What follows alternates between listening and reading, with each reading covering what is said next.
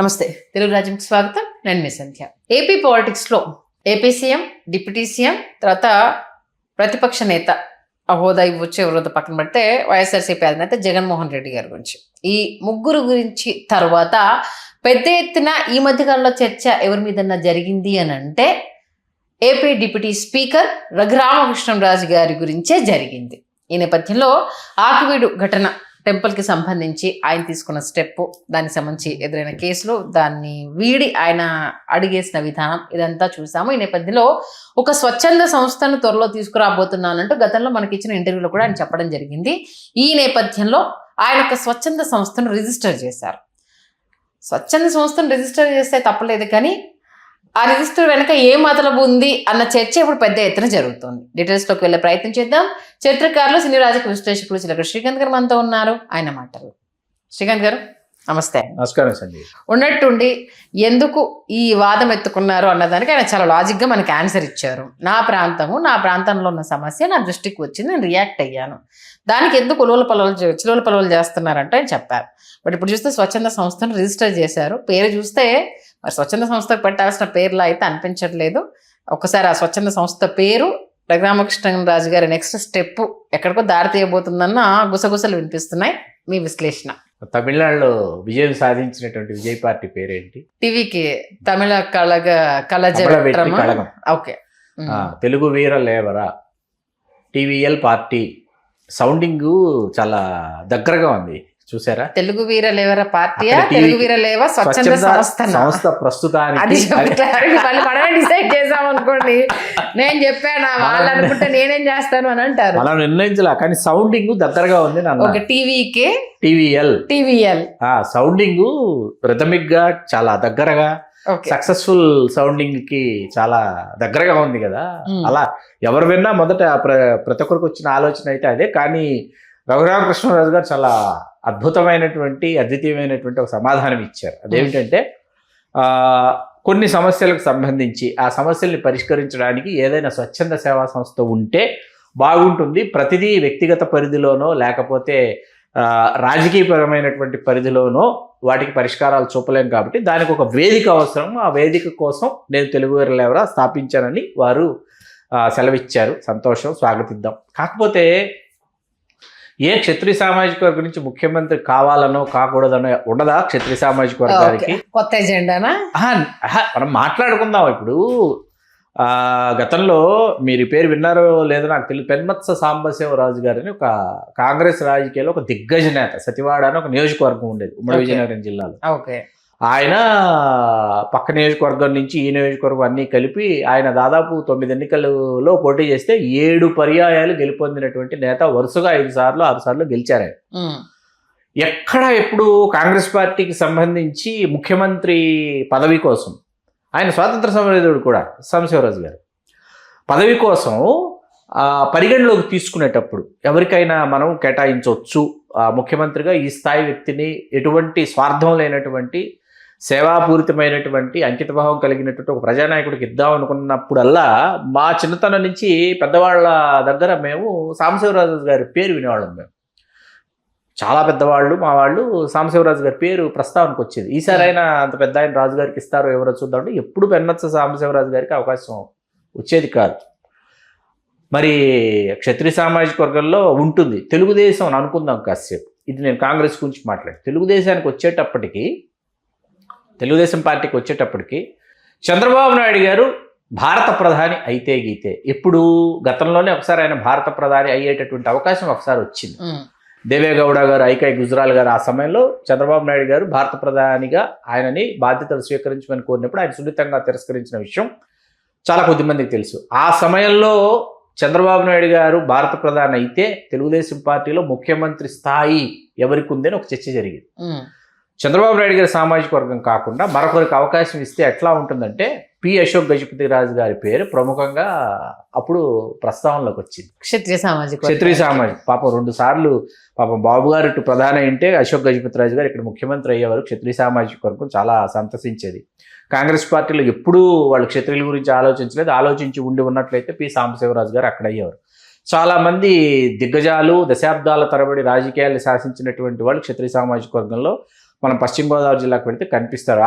ఇవాళ ఆచంట రిజర్వ్డ్ కాదు, ఇవాళ జనరల్ నియోజకవర్గం ఆచంట ప్రాంతంలో కావచ్చు, నరసాపురం కావచ్చు, భీమవరం కావచ్చు, ఉండి కావచ్చు, ఇక్కడ క్షత్రియ సామాజిక వర్గం యొక్క సాంద్రత ఎక్కువ. కె రామచంద్రరాజు గారిని ఆయన తెలుగుదేశంలో ఉండి నియోజకవర్గం నుంచి పలు పర్యాలు ఆయన చేశారు. బాపిరాజు గారు పశ్చిమ గోదావరి, బాపిరాజు గారు రఘురామకృష్ణరాజు గారు సమీప బంధువులు, కనుమూరి వారే, వారు కనుమూరి వారే, వీరు కనుమూరి వారే.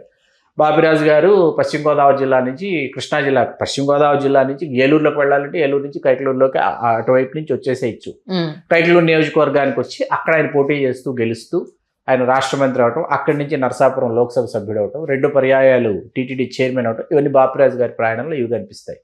ఇప్పుడు ప్రత్యేకించి పరిచయ వాక్యాలు అవసరం లేనటువంటి పేరు ఇవాళ రాజకీయాల్లో రఘురామకృష్ణరాజు గారు. ఎవ్వరికి ఆయన్ని ఇవాళ ప్రత్యేకించి వీరు కె రఘురామకృష్ణరాజు గారు అంటే ఆయన పరిచయం చేయాల్సిన పని లేదు.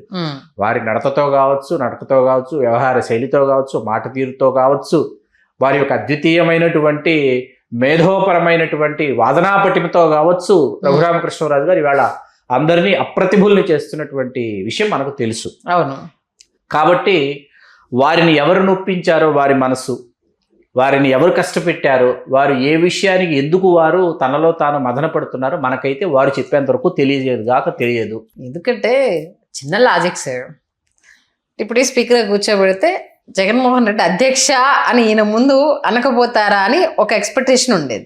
ఆయన అసెంబ్లీకి రావట్లేదు, ఆయన ముందు రావట్లేదు, అదే అంటున్నా, అధ్యక్ష అనే ఒక ఛాన్స్ ఆయనకు, అది అంటే ఒక రివెంజ్ అనేది ఉండిపోయేది. ఎందుకంటే ఆయనను ఎలా తిప్పలు పెట్టరనేది మనం చూసాం కాబట్టి అది తీరలేదు. హోమ్ మినిస్టర్ కోసం ఆయన ప్రయత్నాలు చేశారు, అది ఇస్తే నేను రఫ్ ఆడిస్తాను అన్నంత రేంజ్లో కూడా ఆయన చెప్పడం జరిగింది.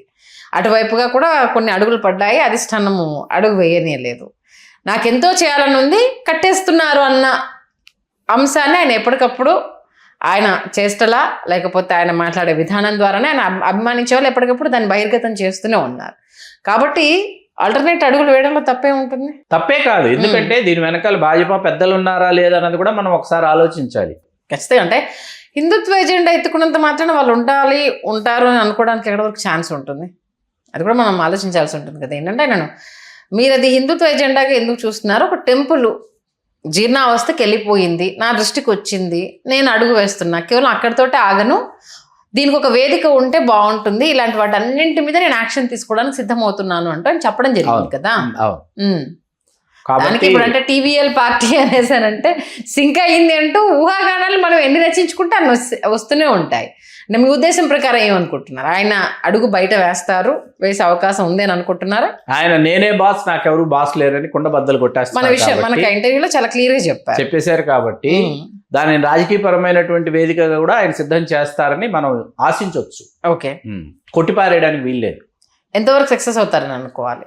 అంటే ఆర్థిక పరంగా చాలా వెసులుబాటు ఉన్నటువంటి నేత కావటం వ్యాపార వ్యవహారాల్లో, కాబట్టి అట్లాగే ఆయన తన వాగ్దాటితో కావచ్చు, ఆయన ప్రవర్తనతో కావచ్చు, ఆయనకి చేరువగా వెళ్ళగలిగిన వాళ్ళని ఆకట్టుకోగలిగినటువంటి సామర్థ్యం ఉన్నటువంటి నేత, అందులో సందేహం లేదు. ఎందుకంటే కేవలం 18 రోజుల వ్యవధిలో ఆయన నియోజకవర్గంలో ఆయన కలదిరిగి ఆయన 57,000 పైచిలకు ఓట్ల ఆధిక్యతను గెలుపొందడం సాధారణమైన విషయం కానే కాదు అసలు. అందులోనూ కొన్ని చోట్ల ఆయన వ్యతిరేకించినా అక్కడికి వెళ్లకుండా ప్రచారం చేయకుండా వదిలేసి పర్వాలేదు మీ ఓట్లు లేకపోయినా మీరు వేయకపోయినా పర్వాలేదు అని చెప్పారు ఆయన అనేసని. మరి అంత ధిక్కార స్వరం వినిపించినటువంటి నాయకుడు కూడా ఆయనే. కాబట్టి కాకపోతే ఇటువంటి మనస్తత్వం రాజకీయాలకి సరిపోతుంది సంధ్య గారు. ఇటువంటి పర్సనాలిటీస్ ని పబ్లిక్ యాక్సెప్ట్ చేస్తారు, వెల్కమ్ చేస్తారు.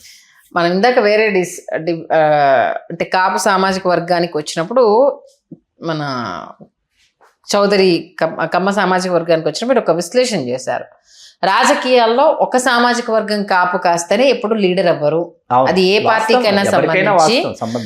కాపు సామాజిక వర్గమైనా అన్ని సామాజిక వర్గాలు కలగలిపి ఓట్లేస్తే అటు ఇటుగా వేయని వాళ్ళు తటస్థంగా ఉన్న వాళ్ళు ఉన్నా అన్ని సామాజిక వర్గాలు కలిస్తేనే లీడర్గా తను ఎస్టాబ్లిష్ అవ్వడానికి సాధ్యం ఉంటుంది.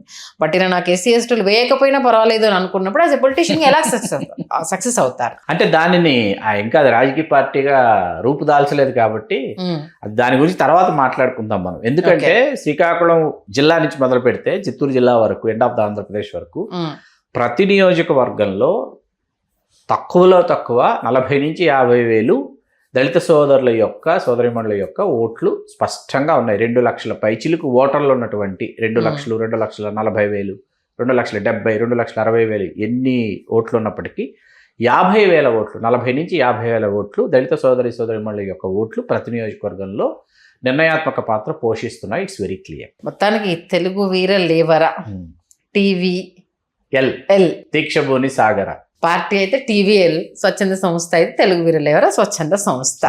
చూద్దాం ఎలా రూపాంతరం చెందుతుంది, ఎవరికి అల్టిమేటం ఇవ్వబోతున్నారు, ఎవరికి ఏ సిగ్నల్ పంపుతున్నారు, ఇది రేపు ఏ పరంగా మలుపు తిరుగుతుంది, జనాల్లోకి వెళ్తుంది అనేది మంచి విశ్లేషణ అందించారు. ధన్యవాదాలు శ్రీకాంత్. ధన్యవాదాలు సంధ్య. హలో, తెలుగు రాజ్యం ఛానల్ చూస్తున్నారా? సామాజిక, రాజకీయ, జీవన చిత్రణే తెలుగు రాజ్యం. అతిశయోక్తులు, అసత్యాలు ఉండవు. రాజకీయ కోణం కాదు, ప్రజా కోణమే కొలబద్ద. తెలుగు రాజ్యం వీక్షణ మీ ఉత్తమ అభిరుచికి నిదర్శనం.